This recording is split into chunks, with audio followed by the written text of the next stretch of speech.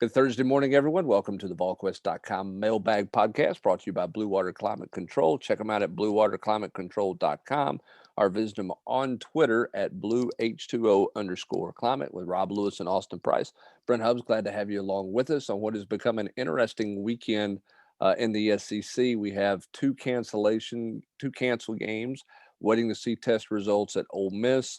And you got Nick Saban with a positive test for COVID at Alabama. What are you guys making of the weekend?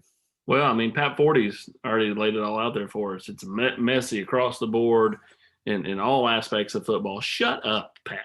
Like, seriously, like, this is your shtick. You live for this. I mean, who didn't think there was going to be some hiccups along the way? I mean, we saw it at the high school level. We saw it in Major League Baseball. I mean, like, think about it. Major League Baseball, the Marlins, the Cardinals, they come out early on in their 60-game regular season. They get hit by COVID, and you got all these, guys pushing to just shut the season down. What have they done? They've just pushed on through, had not a whole lot of hiccups since then. And, here they are in the league championship series as we approach the World Series. So, everybody knew there were going to be these moments where you had like a team have to miss. We've seen it at the high school level, Brent. I don't think either of your teams have been affected. You guys have sons that play high school football, but teams around you, you're in Gibbs, Hall's had to shut down for a few weeks. That's going to happen. It's the world we live in right now. But yeah, you got to push through. I think. Well, and I don't think anybody other than a couple of national people talking about it. I mean, nobody's shutting down college football or shutting down the SEC. I think, Rob, that the SEC was certainly hoping to get further along because this creates some issues on that last open date in December. If you have continued cancellations, another couple here and there that involve the same team multiple times, how do you get the games in? And then if you have several that you need to reschedule, how do you prioritize what you reschedule? I think those are the challenges for Greg Sankey because, is rescheduling Missouri and let's say Florida, if they were to get canceled, how much more of a priority is that than rescheduling Missouri and Vanderbilt? Yeah, how do you handle that if you're Greg Sankey? That's the interesting thing. The LSU Ole Miss game or the LSU Florida game is way more of a hot button issue because Florida's likely going to need the same number of games as potentially Georgia to have a chance to go to Atlanta. Whereas you're right, Missouri and Vanderbilt, it doesn't matter. Who cares? Even Missouri and Vanderbilt fans don't care about that one. And who knows? You brought up Saban, Brent. Who's to say that their next round of tests don't see, 12 players come down with it, and all of a sudden the Alabama-Georgia games in jeopardy. And interesting when would you make Alabama and Georgia play again on December 12th when they're going to turn around and, if that means that we're going to turn around and play the next week in the SEC championship game anyway? That's a great point. Lots of interesting things that Greg Sankey and his staff are dealing with. They were hoping not to have to deal with it this early in the season, but Austin, you're right. Everybody knew that this was going to be a possibility and probably a likelihood as the case. Tennessee is taking their final round of tests and waiting to get their final results from their test to make sure that they're good to go for the weekend. Same for Kentucky, as all the SEC teams do that on Thursday. I was going to say, sounds like somebody needs to be studying Tennessee's protocols with Jeremy coming out today and saying they hadn't had a positive test in 3 weeks. That's,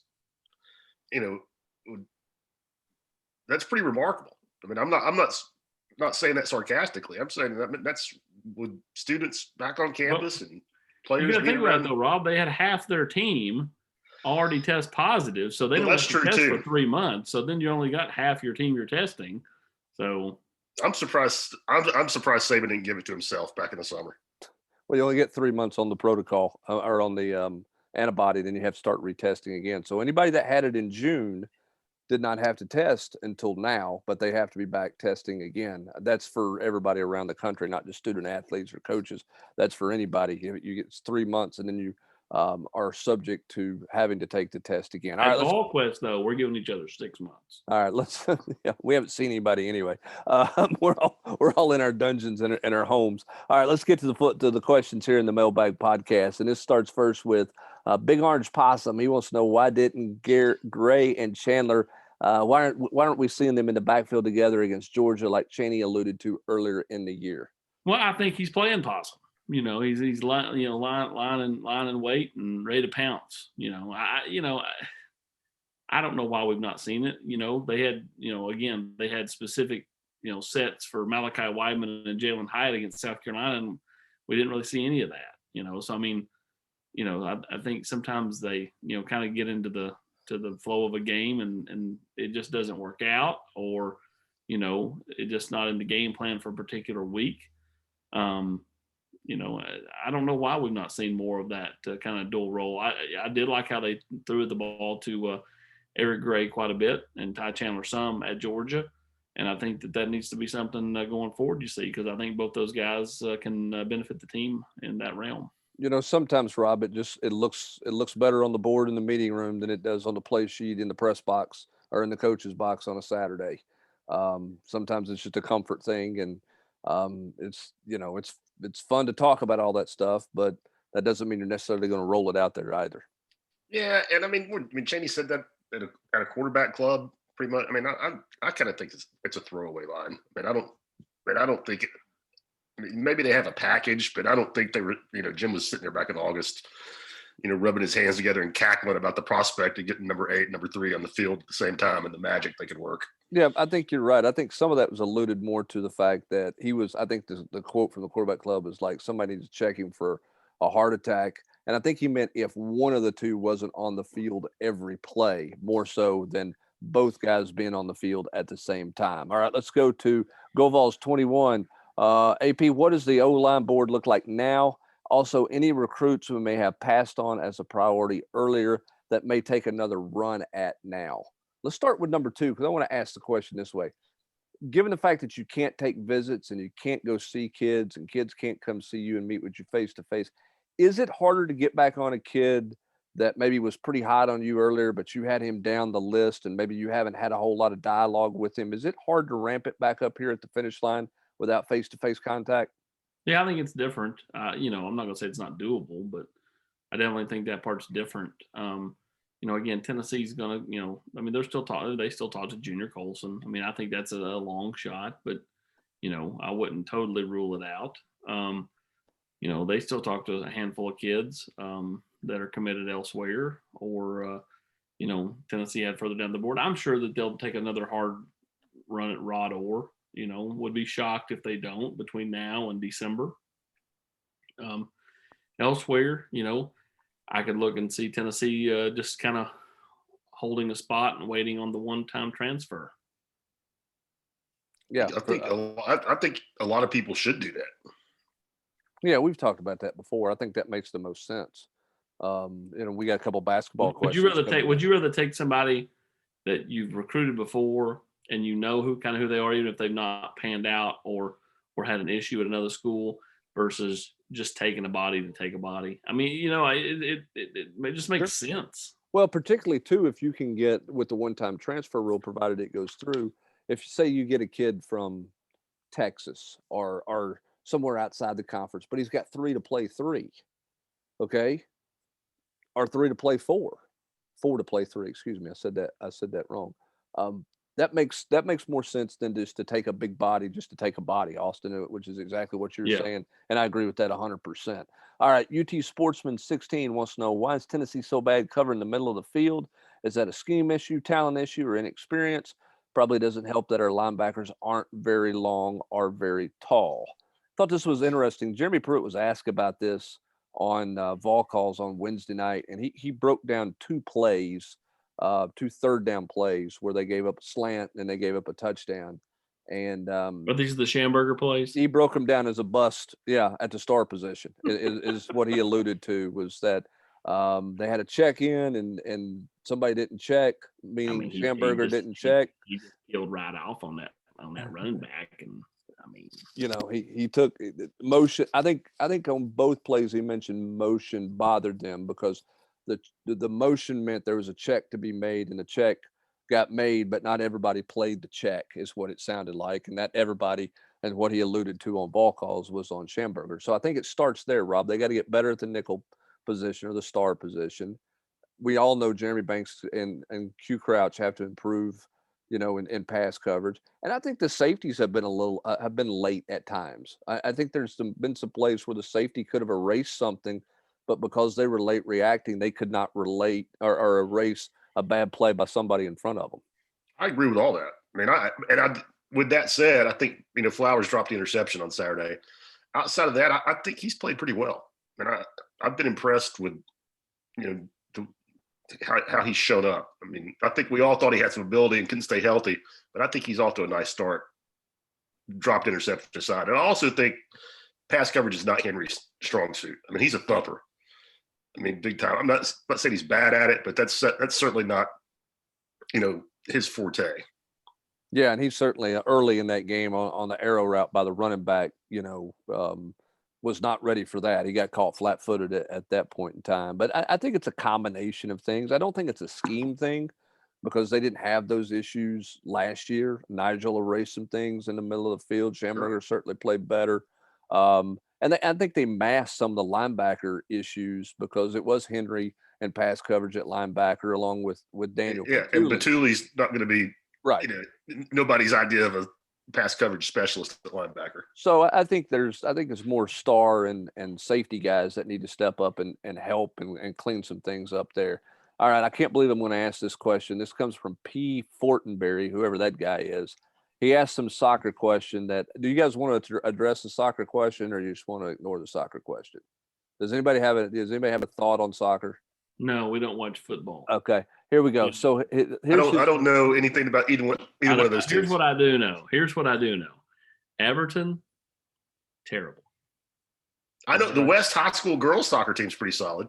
That's about the extent of my knowledge. All right. Well, the Gibbs Lady Eagles soccer team is undefeated heading in for a district championship match tonight. So big matchup coming up against Granger tonight for the district championship. All right. Is Dustin Minot involved in that at all? Has he got a hand in that at all? I think he wears a cheerleading outfit during the game as a cheerleader, but no, he's not involved in coaching that deal there. All right. Let's go to his real football question. Keys to not letting Georgia beat you twice. I don't think you have to worry about that in this situation. First of all, this team's bounced back from losses before. Okay, it's not like this is a shattered team because they lost a football game. But I think to avoid that, you want to get off to a good start. It is a noon game. You want to get out of the gates, and you want to play with some emotion and get going that way. But I don't have really any concerns about this team with a hangover from losing that football game because it's not like Terrence Cody blocked a field goal with his belly at the end of the game when you're going to upset the number one team in the country. You know what I'm saying? I mean, if you go off of what the head coach says, though, that each year is different, this team's not overcame a loss yet. No, I think Jeremy's good about that. I mean, I base that on, last year after that Florida game, they lose 34-3, 38-3. Weren't even competitive. People had. They're 1-3. At that point, they were. That was when all the talk about Phillip taking over and plenty of people thought Jeremy wasn't going to make it to year 3 at that point, and then, the way he got them to buy in after that. They lost to Georgia the next week, but they played a lot better, and then we all know what happened. And I just think he's good about getting guys to move on and focus on the task at hand. All right, let's go to Peyton for Prez. Do you feel like we missed in this 21 class on big men in football? We need big men like Ben Cleveland and the Davis kid from Georgia if we expect to compete with them. Also with Zion Lowe barely playing and Bill Norton barely playing, but Joseph and Barron and O. Thomas getting some reps. Is this something that the coaches are selling to recruits on the defensive line? Yeah, I don't, I know going forward, Tennessee can't have this lull. But with that said, Tennessee's current offensive line has the same guys just like Ben Cleveland and those guys. They just got to motivate and develop. There's no reason that Tennessee's offensive line should ever have a day like they had last Saturday. Even if they have a bad game, it shouldn't be as bad as it was last Saturday. There's a reason Wanye and Darnell and Cade and Trey, Brandon Kennedy. So you had 4 or 5 stars and a guy that signed with Alabama coming out of high school starting for you. They should be better. They should be motivated better. They should be developed better. And so that, to me, that's part on the players, but part also on the coaches. As far as the defensive line, I think Tennessee's very happy with what they've got out of Omari Thomas to this point. it's just been spot duty. I think they're very happy with what they got out of Tyler Barron to this point. And I don't know how you don't look at that as a defensive lineman and say, there's a chance to come in and play. They're playing their young kids. But as far as back to the offensive line, yeah, Tennessee's got to continue to recruit. I don't know if they missed. I think they put a lot of eggs in the Marius Mims basket after they made that huge run at him. They come up short. Outside of that, they were never really in it, with the kid out of Memphis, out of Evangelical Christian School, Dietrich Pennington, and then others. I mean, Tennessee did get a couple of these kids in state they wanted. Well, and I'll say this for about defensive line. That's a little bit different than offensive line because everybody's rotating so many guys. So, maybe Zion Logue's not playing a ton of snaps, but he is playing, and so yes, you can come in and tell a kid, hey, you're going to play early, but everybody's telling a kid that because on the defensive line, they rotate so much more than they do on the offensive line or other positions. I don't know that the playing time thing carries as much weight in recruiting at that position as maybe it does some other positions when you talk about using that as a selling point in recruiting. All right, Cedar Bluff Vol. Rob Lewis wants to know, with D1 Council approving extra year of eligibility, any chance you see Anasicki and or Folke return to Tennessee? Not sure either is sniffing the NBA, so Europe will always be there. Another year at Tennessee could mean pursuing their masters, which might be intriguing to them. I mean, both of them are already doing that. They're both fifth-year guys, so I don't think the masters angle is that appealing. I'll be surprised if either one of them shows back up. I mean, maybe, but I mean, both of those guys are going to have professional opportunities. I mean, certainly John. I'm not saying he's going to be an NBA draft pick, but I also wouldn't completely rule it out if he could show people he could knock down 15, 17-foot jumpers this year. See, I think Anasicki makes a lot of sense, more so than Fulkerson. And I mean, I just don't know if, he's going to be 24 years old. Does a kid want to do that? I mean, I'm not saying he won't. And again, I don't know Anasicki. I've not been around him at all other than talking to him on the phone a few times in recruiting. But I mean, we've talked about it in football. I mean, you're going to be a 24-year-old kid. I mean, you want to 24-year-old man, excuse me. I mean, do you want to be, in a locker room around 18, 19-year-old guys all the time, or you want to get on with your life? Well, I think the question is, with a guy like that, do you want to get on with your life? Or I think, Austin, where you were going here is, do you feel like, hey, if I had 2 years under Rick Barnes from a development standpoint, looking at the way he's developed guys, can he help me professionally in basketball to be more than just a rebounder? And that I broaden my game, which gives me a chance to make more money professionally. Maybe I'm not going to be an NBA player, but maybe I help myself, get a better contract or a better opportunity. And I guess it depends on how much does he love it here. Yeah, he just got here. I know he came here when his sister played here, but he was a kid then. Like, he's actually getting to go through the college experience now. Everybody views things differently. So, I mean, like, I don't think Fulkerson would, but I mean, I'm not going to say you can definitively say that neither wouldn't want to come back. You can't definitively. I'm just saying I doubt it. Yeah. Guys will have to play in Europe at least, and you can make a very nice living for yourself over there. All right. Go ahead. Make a bet right here on the podcast. Bet? Yeah, I bet neither one. I'll take at least one, if not both. I'll set the over under at 0.5 and take under. Okay, I'll take the over. What are we betting? AP, I will play a round of golf. Ooh, that's so worth it. That is so worth it. Whoa. And AP, you have to eat a medium rare steak. Okay, I can do that. That's easy. All right, that's done. That is done. And who is it that Welch is on the bet on the board? We're going to learn. We're going to have video evidence to prove that we're not like you. I forget who Welch is on their bet on the board. Is it Beatty? I don't know. Let's go to Carl 82 with a basketball recruiting question. Rob, where does Tennessee stand with Caleb Houston and Charles Bediako? There you go. I think the ship sailed on both. Houston, he's 6'8". He thinks he's a guard. He's a wing. When Tennessee took Jemai Meshack, I think that meant they weren't getting Houston. And about their chances with Houston, I think they would have slow played Meshack. Bediako, I mean, Tennessee's still recruiting him, but just based off conversations I've had in the last little bit, I don't think Tennessee feels great about their chances there. So I'll be surprised. Definitely not on Houston. Very doubtful on Bediako. Big shout out to Carl 82 though. That's my guy. Played Sawgrass with him. Nice guy. Carl's got a question. What anybody on the GQ says. He's got a question for you too. There. Okay. Mr. Name Dropper, Austin Price. Carl wants to know, where does Tennessee stand with Malone, Christian Zachary, and Christian Charles? Well, Christian Charles does he's in great shape with. Taiwan Malone, I think it's them or Ole Miss. I think Tennessee is in a really good space there. And then, to be right there at the end. Now, will they get him? Ole Miss has got a couple of guys that are playing football and baseball. So I think that's appealing. But I think he really likes Vitello and he likes Jeremy and the defensive staff. So I think it's between Tennessee and Ole Miss at this point. And Christian Zachary isn't coming here and then going in this league. That's all I can say.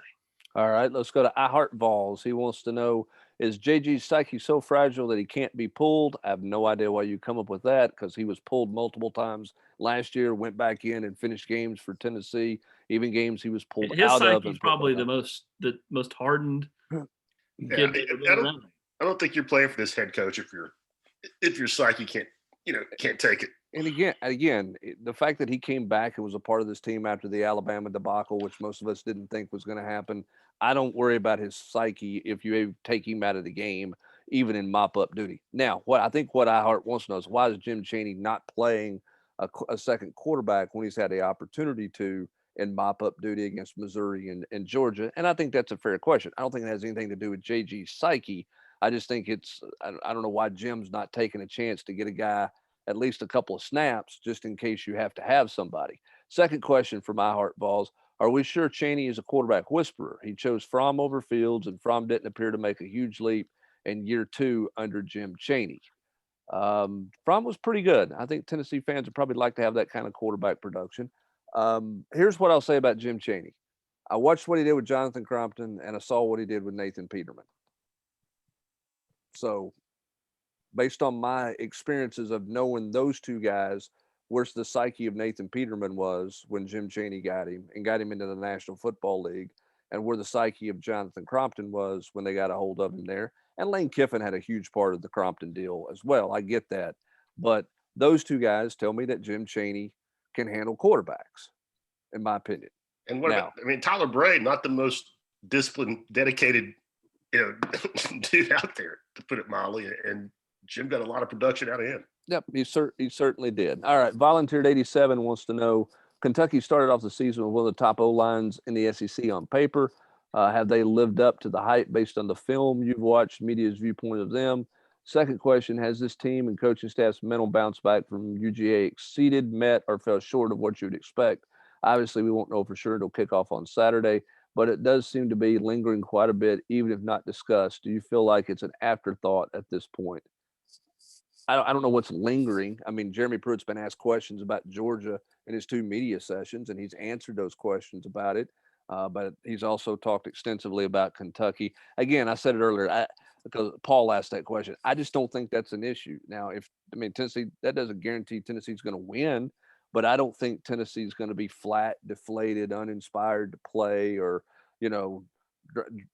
dragging themselves out on the field because they lost to Georgia on Saturday. They were a 2-touchdown underdog in that game, and they got it handed to them in the second half. But I don't think that means they're going to pack up and go home and quit, because I don't think that's the culture that this coaching staff, particularly Jeremy Pruitt, has put together. What are your all's thoughts on Kentucky's offensive line? I mean, they're leading the SEC in rushing at 212 yards a game when everybody knows that they can't throw it 20 yards down the field. So that tells me their offensive line is pretty solid. Now, they've not played any of what I would call the top defenses in the league yet, but when you've got no real threat of a passing game and you're still rushing for 200 plus, that tells me that they're pretty decent.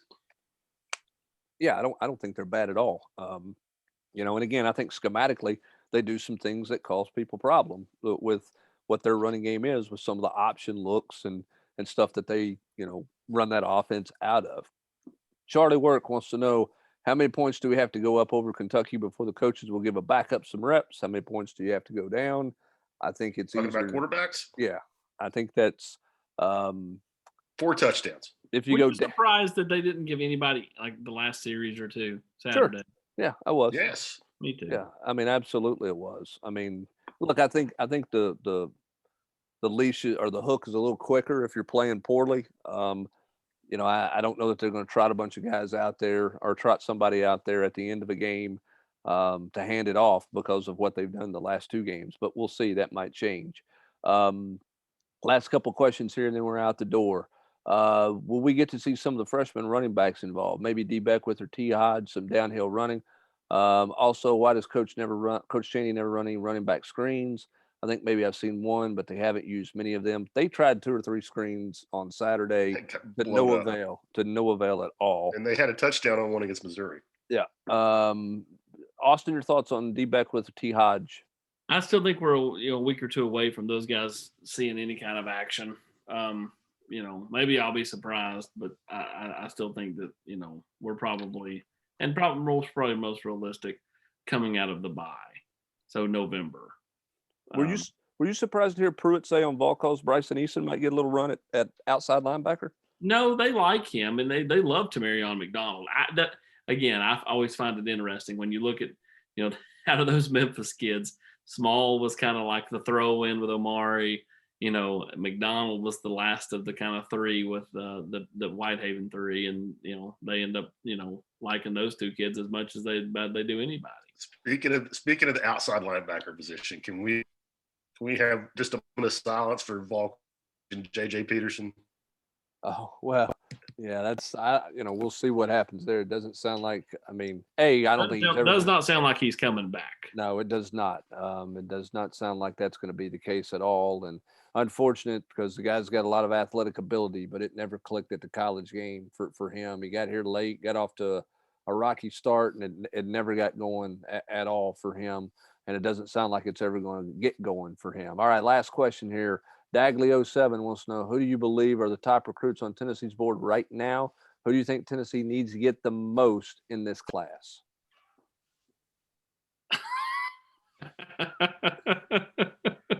AP? I mean, hey, did you know that Bassmaster Vol had 2 accounts? It's like my plight each week, writing the War Room, which is like a regurgitation of the same 4 or 5 Groundhog kids, Day, and nothing ever changes. I mean, Mims is off to Georgia. I would take Nyland Green to go to Georgia at this point, although I don't think it's a slam dunk. I think Tennessee's still wedged in there pretty decent.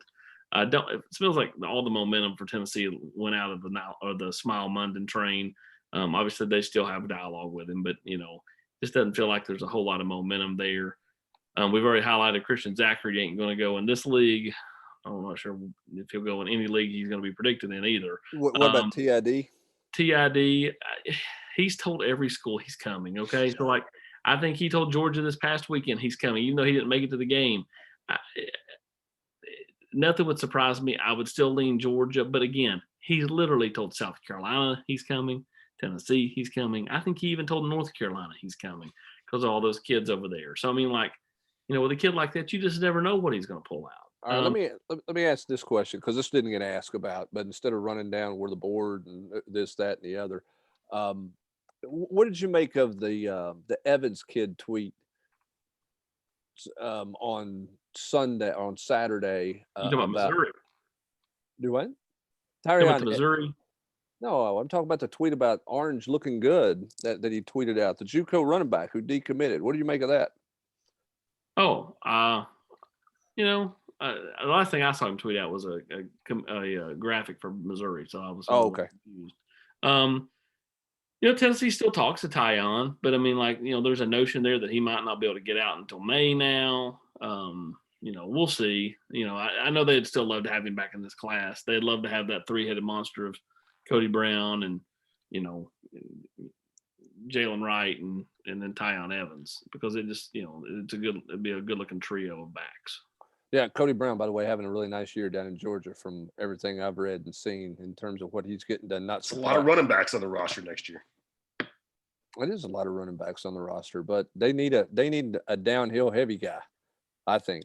I think they need a guy who can pound it between the tackles better than the 2 that they're playing with right now. So I agree. I think Cody Brown is maybe the most important member of the class. Yeah, he's certainly a big part of things, no doubt. Hey, let me tell you quickly about our friends at Blue Water Climate Control. Remember, if you're in the market or in the need for any repair or a new system or anything like that with your HVAC unit, Blue Water Climate Control is going to take care of you. They're going to send a trained technician out to look at whatever you've got, whatever you need. They're not just going to sell you on something, but they're going to give you exactly what you need, whether it's a minor repair or a major repair.